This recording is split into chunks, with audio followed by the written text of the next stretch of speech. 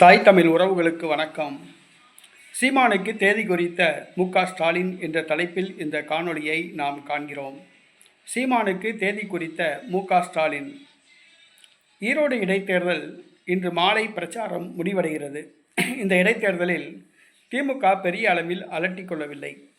அதாவது அதிமுக, பாஜக, தமிழக வெற்றி கழகம் ஆகியவை போட்டியில் இல்லாத காரணத்தினால், களத்தில் இல்லாத காரணத்தினால் திமுக அறிமுக கூட்டத்தை மட்டும் நடத்திவிட்டு ஒதுங்கி கொண்டது.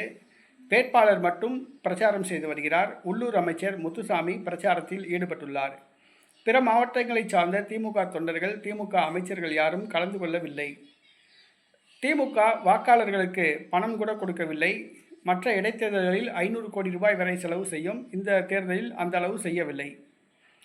நாம் தமிழர் கட்சி களத்தில் இருக்கிறது. அதற்கு தொண்டர்கள் வீதி வீதியாக பிரச்சாரம் செய்து வருகிறார்கள்.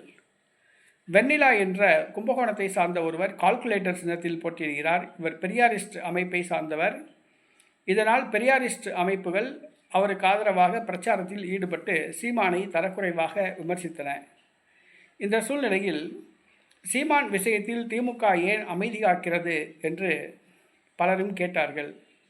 அதற்கு திமுகவிடமிருந்து வந்த பதில் என்னவென்றால், பொறுத்திருந்து பாருங்கள். தேர்தல் நடக்கும் இந்த நேரத்தில் சீமானை கைது செய்யக்கூடாது. சீமான் மேல் ஏகப்பட்ட வழக்குகள் உள்ளன. தேர்தல் முடிந்தவுடன், அதாவது 5ஆம் தேதி தேர்தல், வாக்கு எண்ணிக்கை 8ஆம் தேதி நடைபெறுகிறது. 7ஆம் தேதி காலையில் சீமான் கைது செய்யப்படுவார் என்று திமுக வட்டாரங்கள் தெரிவிக்கின்றன.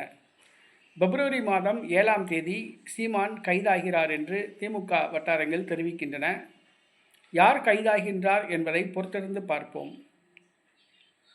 தமிழக காவல்துறை சீமானை கைது செய்கிறதா அல்லது அமலாக்கத்துறை திமுக அமைச்சர்கள் யாரையாவது கைது செய்கிறதா என்பதை நாம் பொறுத்திருந்து பார்ப்போம்.